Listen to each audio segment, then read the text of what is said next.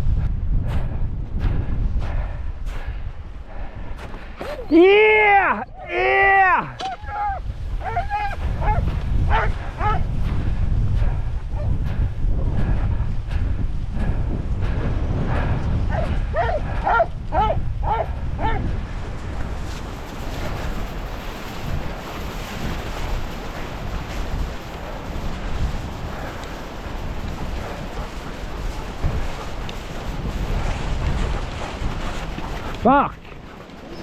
Av plass her. Ronja!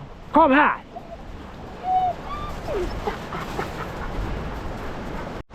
Ja, kjør på! Ja! Ja! Kjør på! Ja! Kjør på! Ja, jeg er på vei innover fjellet, litt nord i Troms. Skal møte han Stian Yttergård. Han får opp i går ettermiddag og kom fram langt om lenge. Han sleit en god del og frarådde meg en del plasser hvor jeg skulle gå. Rådde meg, men vi har slitt vi også. Det er råtten snø og elve, og pulken går seg fast i kjær og buske og barmark. Så det har vært et skikkelig slit for hundene. De forsvinner. Akkurat her er det litt fast. Så kommer man noen plasser hvor det renner vann under, og det bare forsvinner. Jeg håper vi ber når vi kommer litt opp i høyden.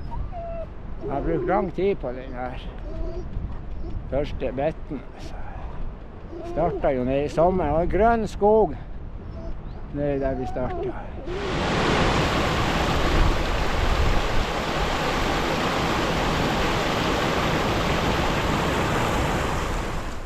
Ja, det er problemer her, hunder. Store problemer. Det var bratt her. Nesten kapseising på hulken og greier. Det er hårdt parti.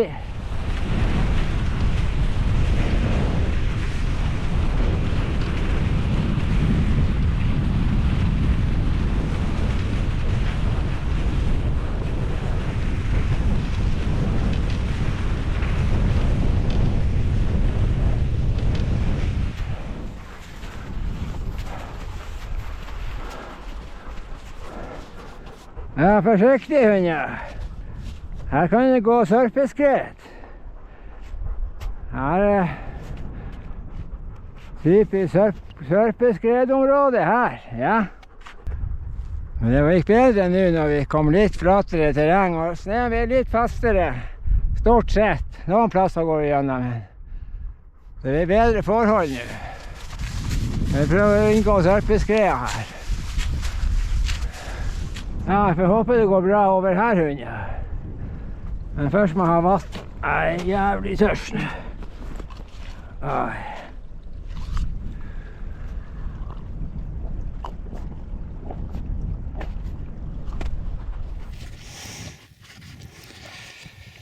er han, sier han. Hvor er teltet?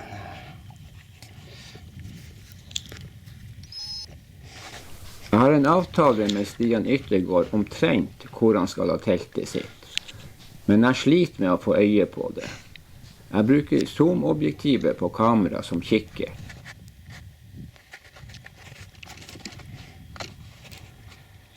Han er jo der en plass. Han har jævlig sånn skarpt lys, så det er umulig å fokusere her.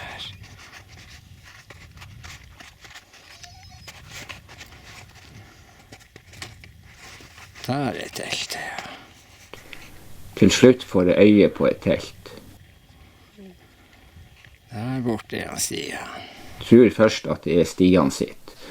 Men når jeg ser flere huskyhunder utenfor teltet, skjønner jeg at det ikke kan være Stian.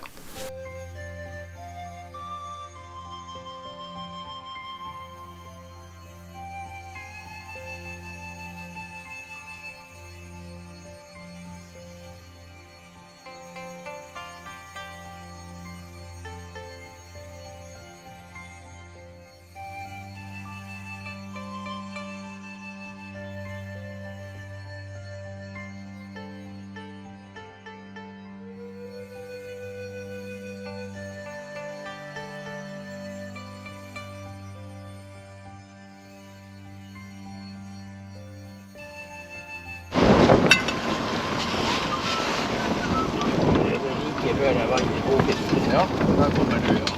Der kommer du, Ranja. Du har gått på plassen din. Det var greit at du kom nå før vi begynte å populere for mye. Ja, sitt der, Ranja. Ja, der koker det. Kjempemessig på skolen ta den av.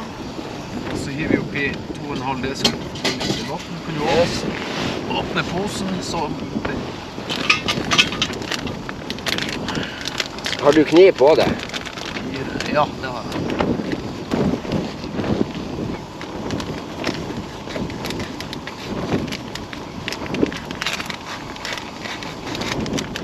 Da faller alt oppi. Ja.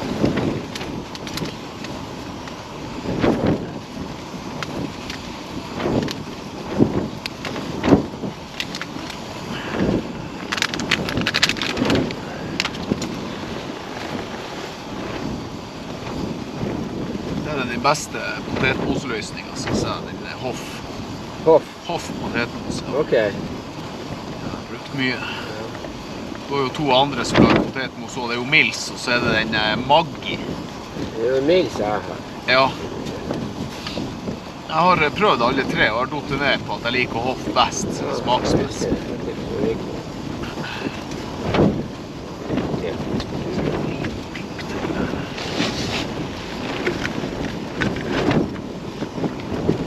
Men det er jo smak og behag, selvfølgelig.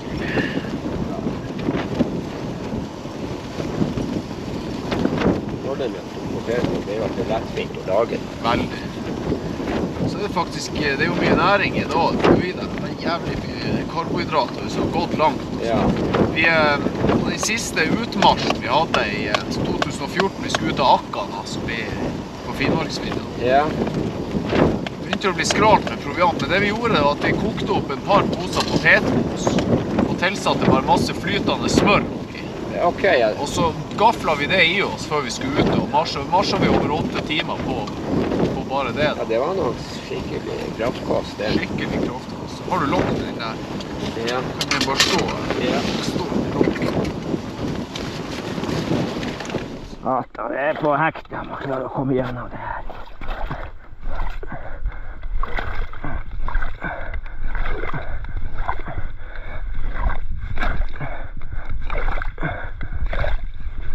Der skulle jeg faen meg komme igjen. Det er altså på hekt.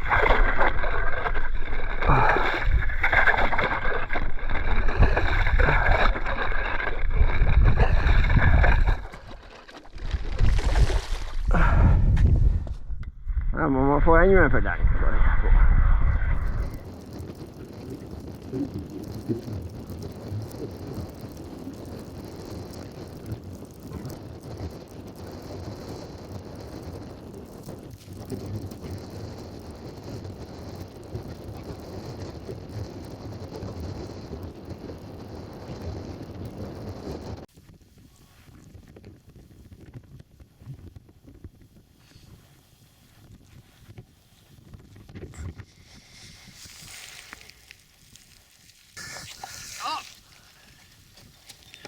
Ja, bra.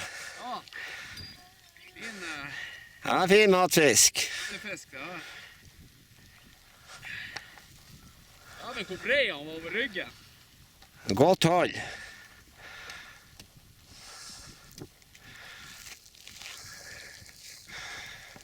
Ja, det var bra.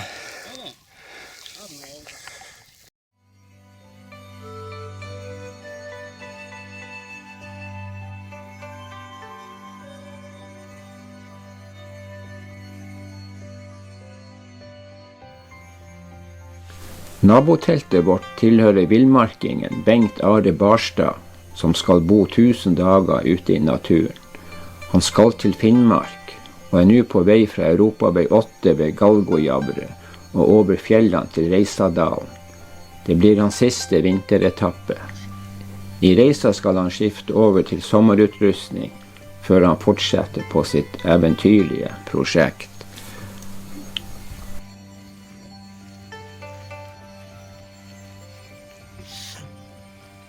Ser den der han Den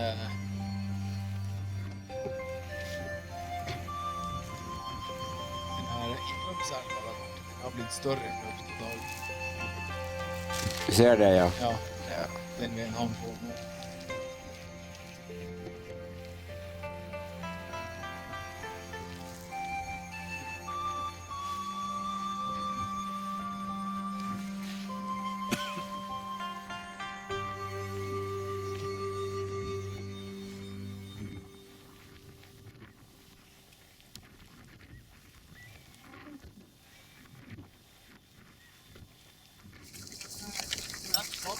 Ja. Var det bare den? Nei, hvilken? Jeg tenkte jeg måtte få vise fram. Ja, var det bra. Det var en skikkelig trofépiste der. Ja, bra du kom med den.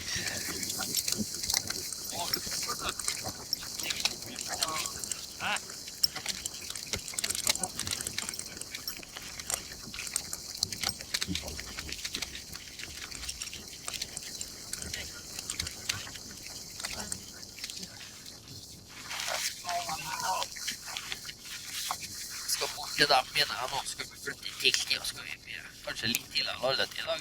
Jeg har lagt merke til at den snøstripa som er mellom de to neffer-teltet ditt har blitt smalere bare på den korte tida. Ja da, det er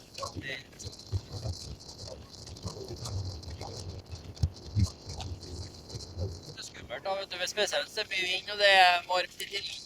Du har teltet da. Ja, så til slutt så står bare teltet ut. Ja. Faktisk de gangene jeg mistet teltet om vinteren, og plutselig blåste over ende, det har vært i sånne varme, når det pluggene tiner unna. Vi jobber med strømpegarn bare sånn i plast. Åja! Laget av resirkulerte fiskegarn. Ok. Og det skal vi prøve å lage en farge som gjør at de ikke tiner så fort. Så det fargevalget er viktigere enn hva han tror. Det tror jeg nok, for det absorberer jo Jeg fikk en forskjellige farge farger. som var printet på sånn 3D-printer. Den var hvit nå, den har jeg brukt litt, og den spilte lite. Ja. Hvit er jo en dårlig farge, så se igjen da. Ja, det er sant. Kanskje du får det. Nei, nå Har du skal jeg... helsport sine vinterplugger nå da? Ja, Halvmeter eller 30? nei, halvmeter. Ja. Jeg har 30, ja, men det... Men jeg ser det er barens vi skal lage der, de skal være 40. Skal bare ha en lengde. Ja. Så lager de en del bredere. Ja. Du får en bedre spadeeffekt. Ja. Jeg skulle ta å si det. De begynner å bli noe værslett. Så har jeg lagt en våt drøm om hvitt vintertelt med svart innertelt, og så har jeg prøvd å begynne å lage karbonstenger igjen til vinteren. For den teknologien er kommet såpass langt, for da slipper du det at stengeren fryser fast i stangkanalen. Ja. Blant annet. Du hadde jo en hvit sånn prototyp. Jeg hadde det. Ja. Jeg elsket jo det. Jeg var jo jævla lyst og fint i mørketida. Ja. Jeg tror du fjerner, når du får mørkt innertelt, som sagt, så tror jeg du fjerner kondensproblemet. Det blir sånn mismørkbølsen. Du har et lyst ytterduk, og så har du et mørkt innertelt. Ja, det er jo sånn. Han er jo helt mørk i skinnet ellers, ja. Det er slit med å få dem til å forstå det da, for det er jo farger på telt, det er jo måte, vet du. De tror ikke at et lyst telt vil selge. Ja, akkurat det. De tenker jo salg hele tiden. Ja, det er det som jeg sa til han i går her. Ja, det er en ny morgen på fjellet. Nå må man ha seg litt solbærsaft og bare har smeltet sne til å ha for å lage kaffe og vann til hunder.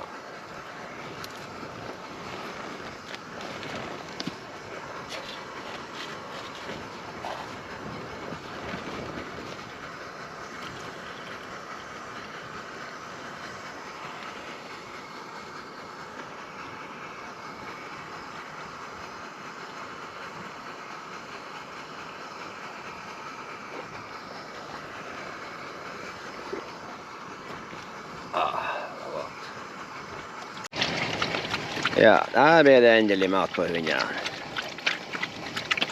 Det fortjener dere. Dere har slitt skikkelig. Godt å få maten sin da. Det er veldig bra. Ja, nå blir det ostesmørbrød. Det er frokost. Det er ikke verst frokost, det.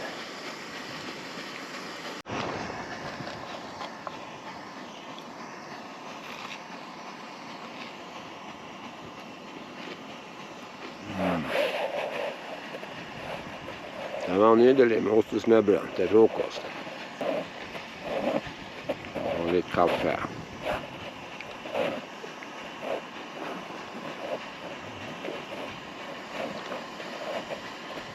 Jeg var ute og virket litt, og da sa han Stian god morgen, så han er stått opp, han også, i sitt telt.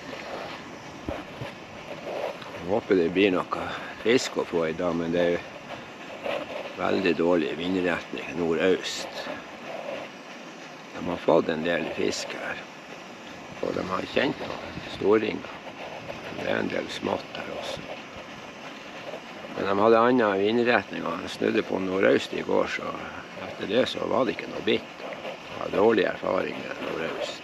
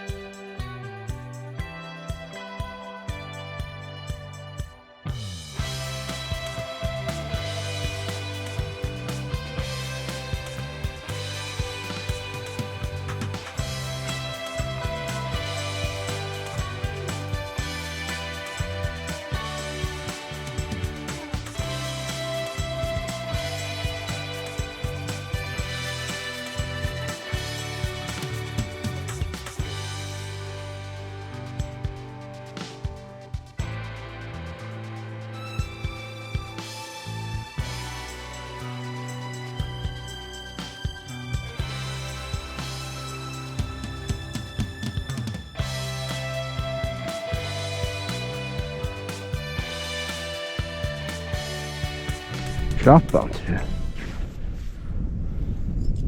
Nei. Ja, ja. Takk. Den var krøka, den, ja. Åja. Den der er jo bare å kappe opp i koteletta og slippe nedi. Ja, Det kan vi gjøre med det der. det kan man gjøre. Ja. Det kan være litt sånn lokkende. Ja.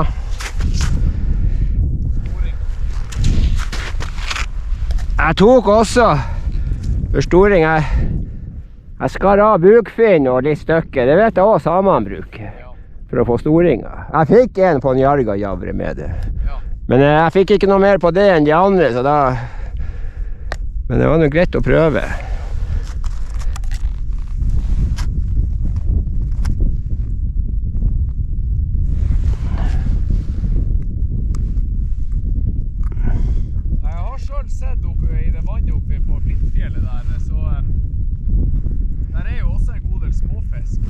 Ja. Så det har vært ordentlig, skikkelig beste bettperioden der, husker jeg, i en år vi var der. Faktisk første isfisketuren jeg var der med det vannet, så var det jo skikkelig høytrykk og vanvettig bett. Så tok vi alle de der småingene der, og skar bare opp i kotelettene, 3-4 stykker, og slapp ned i holdet. Og så husker jeg kikket ned i holdet, når jeg hadde sluppet ned i en del sånn, og så jeg jo plutselig de her fra halvkiloet til kiloet kom bare og glefsa i seg de her kotelettene. Å, han gjorde det, ja. Ja. Det er klart, det sprer jo liksom luft. Ja. Ja, det var et godt tips. Det har jeg aldri gjort, men det var et godt tips.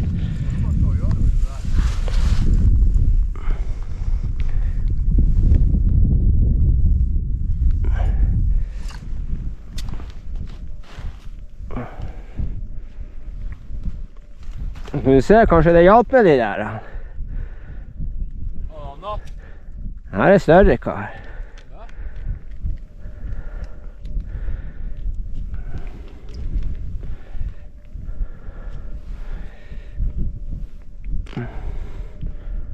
Så var den du hadde på.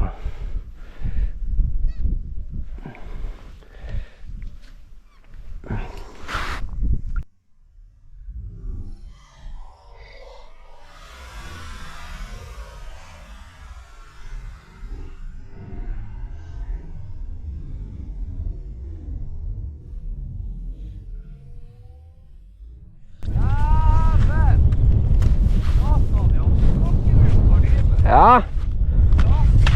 Du må få deg noen små fisker du også og mate. Skjønner jeg det? Ja. Du må jo høre på noen som har fôret før. Takk for tipset. Ja, det var flott skar. Ja, det der er jo, faen, det må jo være kilo. Den er nok nær kilo, ja.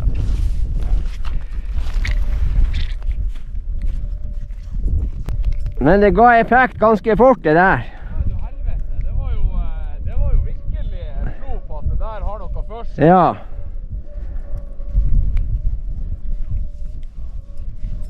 Nei, for det er jo kannibaler som går her. Det visste jo han Bengt Ari fikk som spydde opp i 2 hektos.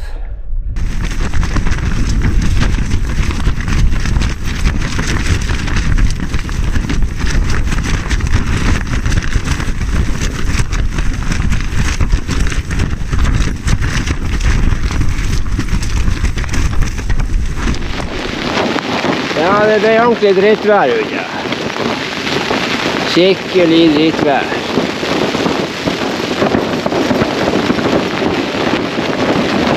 Ja, jeg og Stian vi rømt inn i teltet. Det ble ordentlig drittvær. Masse nedbør og masse lik. Vi skal roe ned litt. Vi har nå hatt det ganske langt fiske.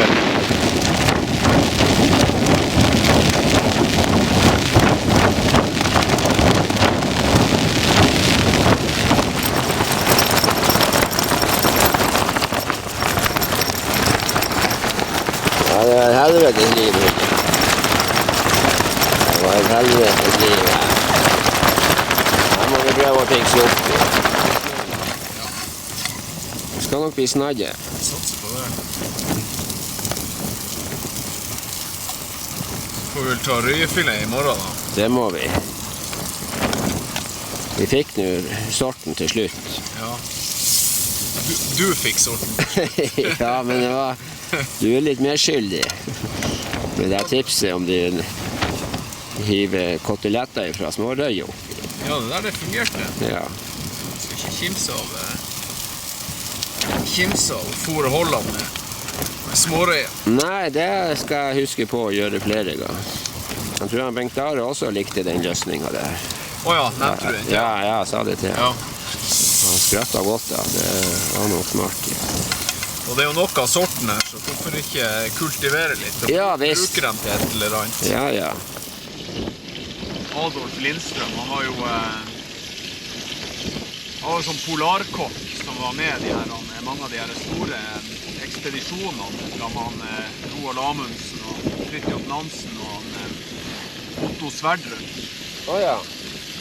Han var jo av finsk avstamning da. Og så han bosatte seg jo i Hammerfest. Faren hans og mora hans var jo finsk. Så det var jo en del av de her finske innvandrere som kom til Finnmark da, på 1800-tallet. Så var han vel med som kokk på en del sånne ishavskuter i en del år da. Det var på fangst oppe i polarområdene. Og så ble han hyret inn, rekruttert inn når han begynte med de her ekspedisjonene i forbindelse med nasjonsbygging av Norge i sin tid. Ja. Han var jo kjent som en sånn humørspreder og en sånn sosialt midtpunkt på de her ekspedisjonene, og en jævlig god kokk. Ja. Og han hadde også forståelse for det her med C-vitaminer, og hvor viktig det var for å forhindre sjølbruk. Ja. Det er utrolig interessant å lese om det her. Roald Amundsen blant annet. Da blir nok han en viktig mann om ordet. Ja, han var en utrolig godt likt og veldig, veldig viktig mann. Ja. Jeg prøvde den bergens fiskesuppen. Den synes jeg ikke har fløte eller melk. Ja, jeg er helt enig. Jeg synes ikke den er noe særlig. Jeg tar på småttene et par kødder første gang. Jeg har gått i den med kokosmelk. Ja. Kokosmelk kan du ha med, for det er jo på sånn, det holder seg jo ikke så.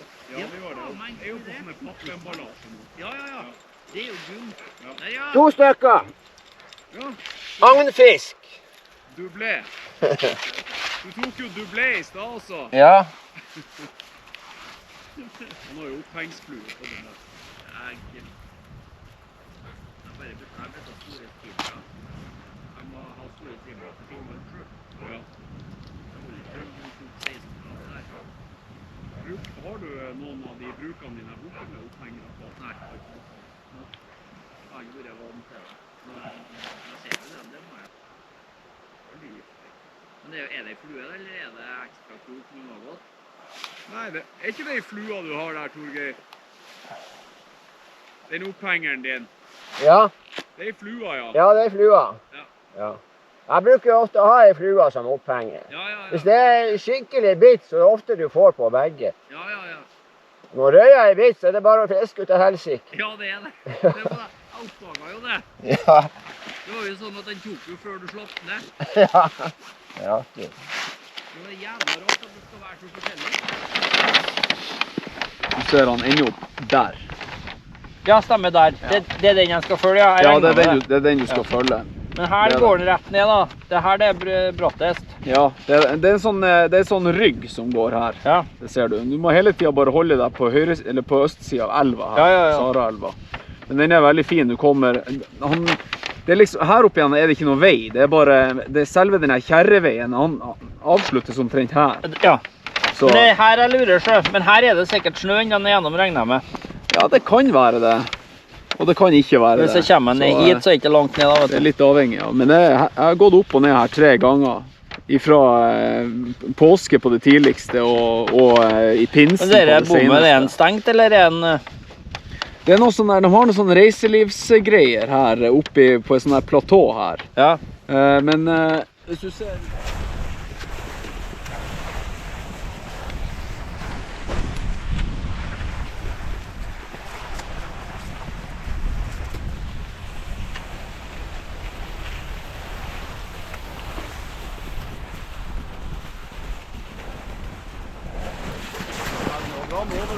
Ja.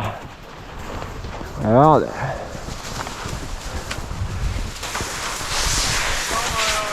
Ja, det er greit. Den er over bakke, så.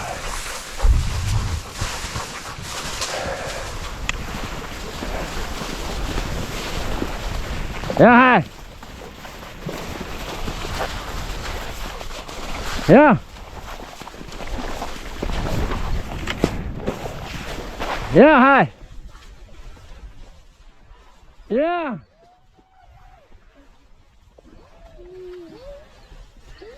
Ja, her. Ja. Kom her.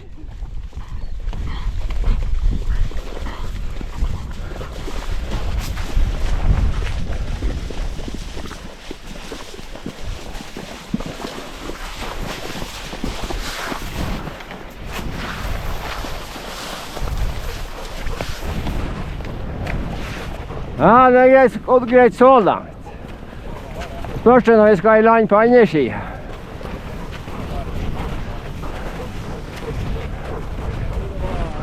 Det har vært en bra plass for kryss. Ja, Når alt kommer klart. ja.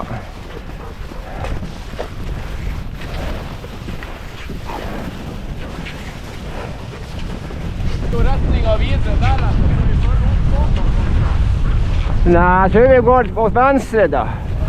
Holder høyden litt et stykke nedover.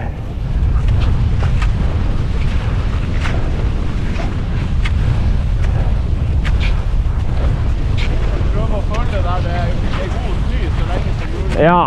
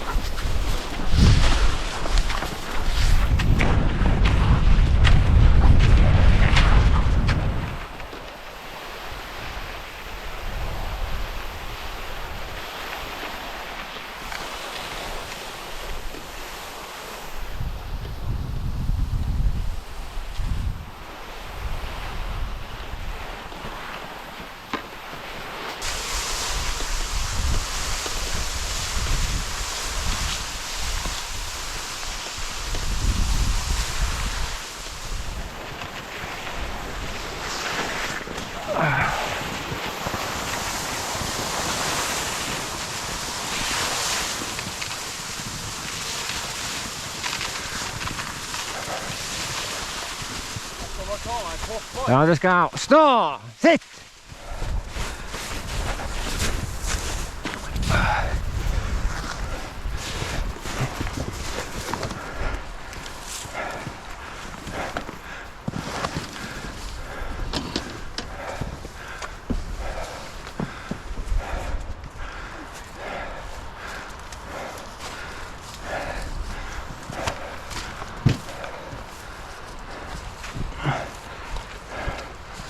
Oi. Helvete, stokk. Ja.